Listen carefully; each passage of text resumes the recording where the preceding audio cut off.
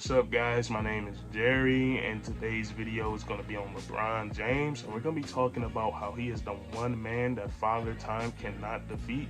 And we're going to jump right into the video. Now, LeBron James, LeGM, LeGoat, whatever you guys like to call him, is coming off another year of dominating basketball. And to put into perspective of how dominating GOAT James was, he put up 30 points a night while grabbing 8 rebounds and dishing out 6 assists. And he shot the ball pretty efficiently too. He shot 52% from the field, 36% from the three-point line, 76% from the charity stripe. And to put the cherry on top for this season, he was able to make 13 All-NBA.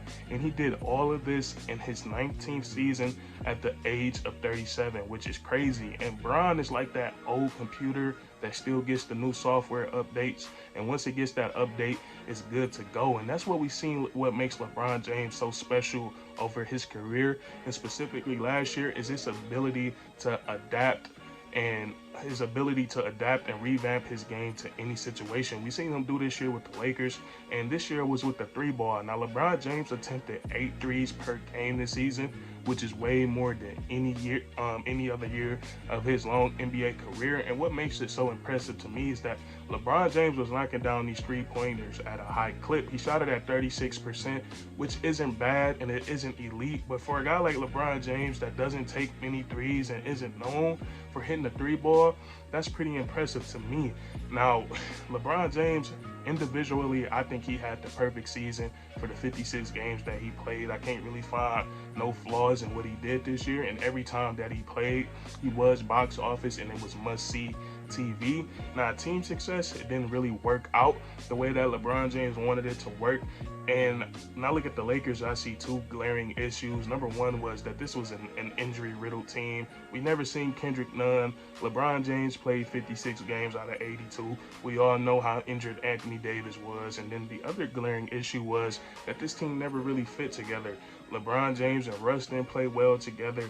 Anthony Davis and Russ didn't play well together, and when all 3 of those guys were out there, it didn't really look that good. But other than that, LeBron James this season, he was crazy, spectacular. There was a point in this season where the Lakers literally could not win a ball game unless LeBron James went out there and scored 50. But it was really fun watching him try to go out there and carry that injured and misput together Lakers squad. But when I look at LeBron James and I say that father time can't catch this man for anything, I think LeBron James is the only man in NBA history to have his career split up into 3 eras, and he dominated the game of basketball in all 3 eras. And we look at LeBron James when he came into the National Basketball Association in 2023 as an 18-year-old. He's been one of the best players in the league since then, and then he continually got better. And we look at his first era from 2003 to 2009 or 2010 with the Cleveland Cavaliers.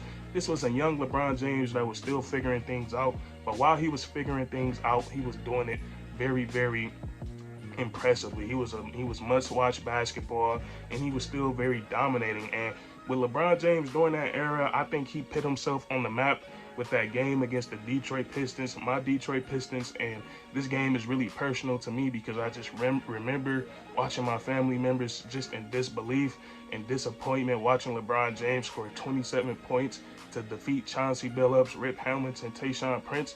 He scored 27 points to eliminate the Detroit Pistons, and that's when everybody was like, you know, this kid is special. And then he got to the finals against the San Antonio Spurs, but it just wasn't enough, and he was still figuring out how to win. And that's what happened when in the next era of his career, when he went to Miami Heat, when he made the decision, when he became the villain, became the villain of the NBA. And all the years LeBron James spent in Miami, that was his villain arc, and that was from 2010 to 2014. He played 4 years with the Miami Heat, and things didn't go smoothly his first year he got there.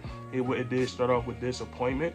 He got all the way to the NBA Finals, and he did lose against the Dallas Mavericks, and everybody felt that the Miami Heat was heavy favorites against the Dallas Mavericks, and LeBron James just couldn't get it done. And LeBron said it himself that this was a very, very dark time for him, but he was able to bounce back the very next year as he got his first ring against the Oklahoma City Thunder in the 2012 NBA Finals. And that's when it all started for LeBron James, when he learned how to win. And then after that, he was able to go back to back the very next year, knocked off the San Antonio Spurs in a very intense Game 7. Watching that series as a kid, very, very anxious for all 7 of those games because it was really a coin flip for every game for who was going to win. So with LeBron James winning that, and LeBron James and the Miami Heat winning that was very impressive. And then they lose to the Spurs. They lose to the Spurs the very next year, and then that villain arc is over. And then the next era of his career is where I like to call the cerebral era, when LeBron James was just a very cerebral man. He was in that age where he saw every defense and it didn't matter. No matter what you did against LeBron James, it was no stopping him. And this era started off with disappointment as well. The 2015 finals, he gets there with the Cleveland Cavaliers and everything goes wrong. K-Love goes down, Kyrie goes down, and then he's by himself basically against the Golden State Warriors. And then after that, LeBron James pulled off a stunt that put him in the GOAT conversation. He came back down from 3-1 against the Golden State Warriors, a team that had the only unanimous MVP in NBA history in Stephen Curry, and then they were the best regular season team, winning 73 games and only losing 9 times. And LeBron James was able to do something that's never done before by coming back from being down 3-1 in the NBA Finals. So that's when it all really began for LeBron James, when he ascended himself. And that's when he, from that point on, from 2016 to where we are now, I feel like LeBron James has been unstoppable. And he just has so many great achievements. Even though 2018, there was no ring won, I feel like that was one of the greatest postseasons I've ever seen in NBA history. It was game winner after game winner. His numbers were crazy. I don't have them off the back of my head right now, but those numbers were insane. He was efficient, game winners, clutch, and then that 50-point game that got ruined by J.R. Smith, that was insane. So LeBron James in 2018, even though he didn't win a championship that year, I still say that was one of his crazy achievements, just being that good over that playoff run. And then we get to 2020. We get to LeBron James, where the hair in his beard was starting to turn a little bit gray. It's starting to get a little old. And that's the LeBron James that averaged 25 plus games with 10 assists. He decided to play point guard that year, and that's what I'll be saying. Like, LeBron James, his ability to adapt and revamp his game to any situation is crazy. He goes from playing power forward, we see him playing center this year for the Lakers. He plays the point guard position, but in 2020, he played point guard, led the Los Angeles Lakers to the championship in the bubble.